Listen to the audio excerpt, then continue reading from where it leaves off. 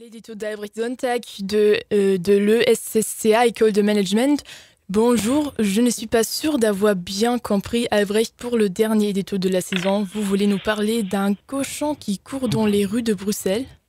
Oui, oui, vous avez tout à fait bien résumé. Ce cochon qui apparaît soudainement dans les rues de Bruxelles, c'est la scène d'ouverture un peu énigmatique, je vous l'accorde, d'un roman très original, très intelligent et très européen que j'avais envie d'évoquer. Intitulé Die Hauptstadt en VO, la capitale donc, il n'est pas encore paru en traduction française, ce sera chose faite au printemps prochain aux éditions Verdier. Alors, c'est donc une lecture d'été pour germanistes que vous nous proposez. C'est surtout le compte-rendu d'un ouvrage intrigant et très novateur que je vous propose ce matin. Car La Capitale, mine de rien, prix du livre allemand 2017, un genre de prix Goncourt d'outre-Rhin, est peut-être bien le premier roman qui a pour thème la raison d'être de l'intégration européenne.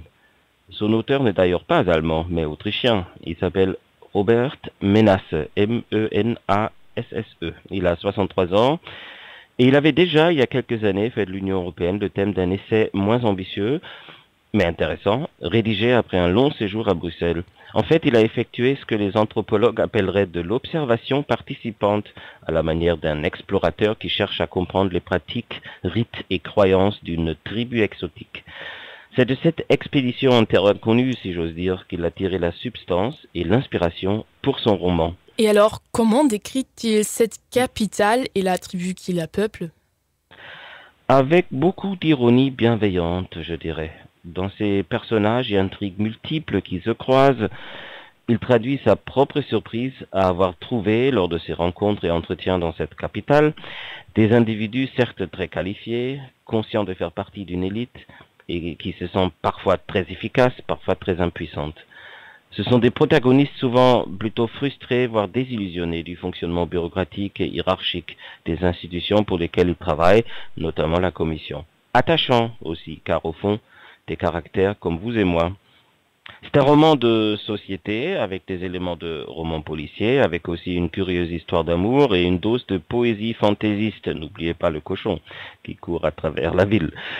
Le tout composé avec beaucoup de savoir-faire dramaturgique. En même temps, c'est une parodie brillante du célèbre Homme sans qualité, grand roman d'un autre Autrichien, Robert Musil, qui dessinait il y a près d'un siècle toute la complexité, les aspirations et les dysfonctionnements de la monarchie austro-hongroise disparue, communauté plurinationale et multiculturelle, inexorablement vouée au déclin. C'est l'air assez pessimiste dans l'ensemble, non? Non, non, pas pessimiste, mélancolique peut-être. N'oubliez pas que Vienne, l'Autriche, c'est tout ce qu'il y a de plus Mitteleuropa, l'âme de l'Europe centrale, où l'optimisme est une faute de goût impardonnable et le désespoir caustique fait figure de joie de vivre. Mais plus sérieusement, le roman de Robert Menasse est un livre qui porte un message profondément humaniste, tout en situant ses intrigues dans cette Europe contemporaine qui ne rend pas forcément optimiste, tant les idéaux sur lesquels elle a été construite sont vulnérables, voire menacés, sans mauvais jeu de mots avec le nom de l'auteur. C'est aussi un livre qui rappelle, de manière assez futée je trouve, que cette Europe technocratique du compromis laborieux a été fondée sur le refus de commettre à nouveau les erreurs du passé, sur un plus jamais ça, assez consensuel pendant un court moment, que j'ai appelé ailleurs une fenêtre d'opportunité. Puis c'est un livre qui démontre que rien de ce qui a été accompli n'est irréversible. Quand on connaît l'auteur, ses convictions politiques et ses prises de position très fédéralistes, jusqu'à faire l'éloge de la disparition des États nationaux au bénéfice d'une Europe des régions, on n'est pas surpris de lire entre les lignes cette inquiétude de vivre une époque charnière où les choses peuvent basculer. Cependant, et c'est là toute la classe littéraire de cette œuvre, il n'impose jamais au lecteur son point de vue. Au contraire, il le fait cogiter et prend même le risque de le laisser un peu en désarroi au bout du voyage. Franchement, un vrai plaisir intellectuel. Alors on a compris, vous en recommandez très fortement la lecture. C'est malin, vous nous faites envie sans en dire trop, puis vous nous faites patienter des mois avant la parution en français. Désolé de vous faire patienter, Paola, mais on y reviendra, c'est promis. Tiens, pourquoi on n'inviterait pas sur l'antenne au printemps 2019 l'auteur de ce premier roman dont l'Europe est le héros, à travers les personnages qui gravitent autour d'elle dans sa capitale? Vous voyez, ça me donne déjà une idée pour la saison prochaine.